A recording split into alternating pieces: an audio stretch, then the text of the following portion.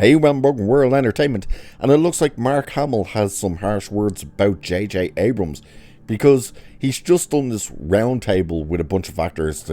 Adam Sandler was there, The Rock was there, and a bunch of other people, and they were all getting asked questions, and he pretty much called out J.J. Abrams for not putting the big tree in Star Wars back together. And it's interesting, we have the clip, but we'll also read what he said, just so you can hear it clearly. But it's saying here, J.J. Abrams never gave fans the one thing everybody wanted, and Mark Hamill just confirmed it.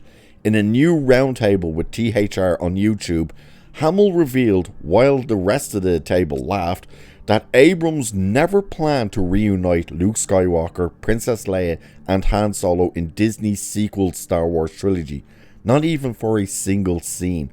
Now that's the important part, that he planned never to put the three of them together, like the biggest money-making machine you could have had, and he ignored it. So it says, that's right, after nearly 40 years, fans were robbed of the most obvious, easy crowd pleaser in franchise history. So this is what he says to it. We'll look at it and then we'll read basically how it all came out and what he said properly. So this is how it comes about and what he says. You've never worked with would you most like to work with, and we're going to stipulate it cannot be somebody at this table. Well, in the sequel trilogies, Harrison Ford. Yeah, oh yeah. Because I only had two cameos. In the middle one, I said, aren't we going to have a moment where all three of us get together to raise the roof? It'll only take 30 seconds. Yep. And JJ said, well, Mark, it's not Luke's story anymore. I said, Star Wars was an Obi-Wan story, but Alec Guinness had a crucial Anyway. Okay, so you hear it there, that basically he was told, hey, Mark, this ain't a Luke Skywalker story, which that's one of the first problems.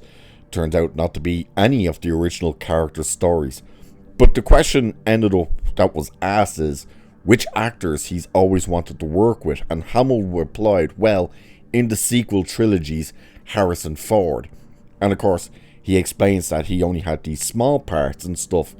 So he said this, of course.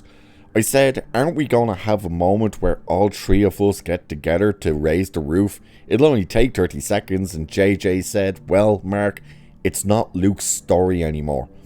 So the article here then says, let that sink in, which we will continue with the article. But he does follow up with that by saying, and that's where people kind of start laughing, where he says the first movie wasn't an Obi-Wan story, but Alec Guinness played a massive role in it.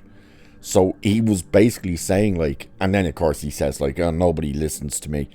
But it's funny because he is making the point of, you got us all to agree to come back, and now you're robbing us all of having a scene together.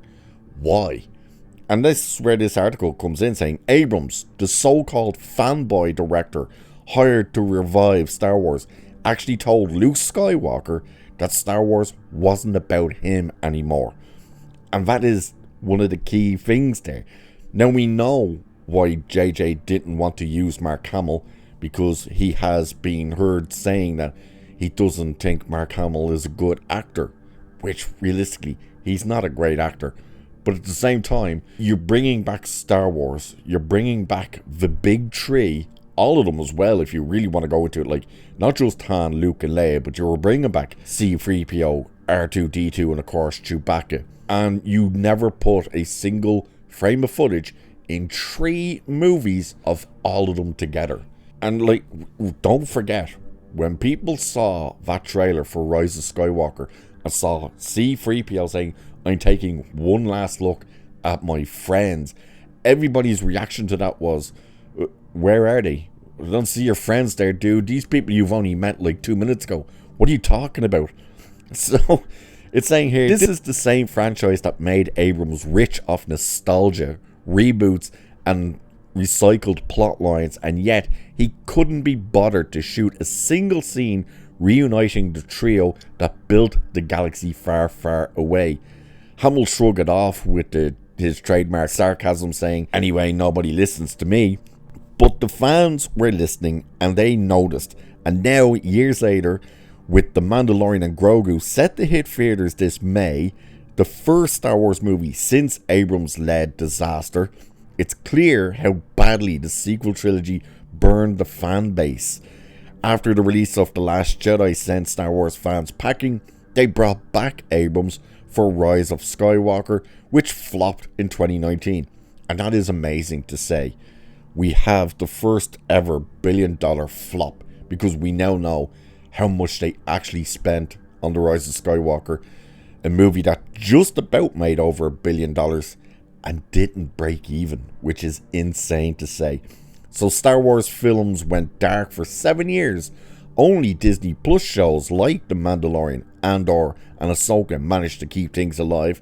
Now the latest is that Kathleen Kennedy is on her way out. Dave Filoni has taken the reins at Lucasfilm, but the damage has been done. And that is one of the key things here that everybody has said. You had the easiest home run ever set up. All you had to do was put Han, Luke and Leia in a scene together for one movie, and you didn't do it. That will have to go down as one of the greatest mistakes in cinematic history. And of course, now the problem is you can never do it again, because of course Carrie Fisher unfortunately passed away. So if they were like, well, we'll CGI it, nobody wants the CGI versions of these characters together. Nobody wants that. Do you know why? Because it's not the characters. Yes, we looked at that video they made with Kirk and Spock, and it was a great send-off for proper Star Trek, and that's how it was viewed. But of course, Bill Shatner did lend his likeness and stuff like that. He also actually performed a small bit, I do believe, but he was involved with that. But at the same time, we're all looking at it going, yeah, it looked great for this, just a quick goodbye, but it wouldn't work for a whole movie. We wouldn't want to see a whole movie that way, because it's the case of, well, it's not really Bill Shatner and it's definitely not really Leonard Nimoy. Same thing would happen here. And just look at how horrible and rushed the Princess Leia was at the end of Rogue One. So it's insane. And it says J.J. Abrams had Mark Hamill, Harrison Ford and Carrie Fisher on the payroll. He had the keys to Star Wars. He had one job: give fans the reunion they wanted for decades to see, and then pass the baton.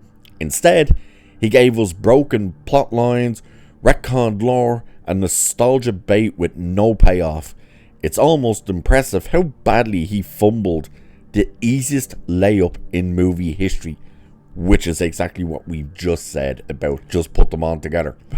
2 billions, you might have made 3 billion. It was insane how you sat there watching The Force Awakens all the way back in 2015, and by the end of that movie you're like, oh my god, we still haven't seen Luke. Oh look, there he finally is, but Han is now dead. Leia is off hugging people she doesn't know and it's only met for the first time, ignoring Chewie and stuff, and you never put them together in a single scene? Are you insane? And then the next movie you go ahead and you kill Luke, and then of course Carrie Fisher passes away. Kathleen Kennedy says to Rian Johnson, hey, look, she's passed away, we have time, do you want to change the ending? Instead of having Luke die, have it be Leia or something, because we can't use her now for the third movie. And he went, no. And Kathleen Kennedy went, okay. As opposed to going, no, you need to change the ending, you moron. It's such a balls up job they've all done. Not just J.J. Abrams, but Rian Johnson and Kathleen Kennedy and Dave Filoni and everyone that's involved with it. Because, yeah, the easiest payoff in cinematic history, and you didn't do it. And now you can never do it. It's interesting to see Mark Hamill still is pretty bitter. But not about not actually being in the movie, but more so about the fact that he never got to work with Harrison in any of the new movies. Yeah, JJ, you definitely dropped the ball. So what do you guys think? Are you surprised? Do you think maybe JJ was told not to put the three of them together? What's your opinion on all of this, sir? At this stage, do you even care? Let me know. It would be interesting to find out. And with that, I shall leave it there for this one. So do like, share, subscribe, all that good stuff. Cheers. I'll catch you in the next one.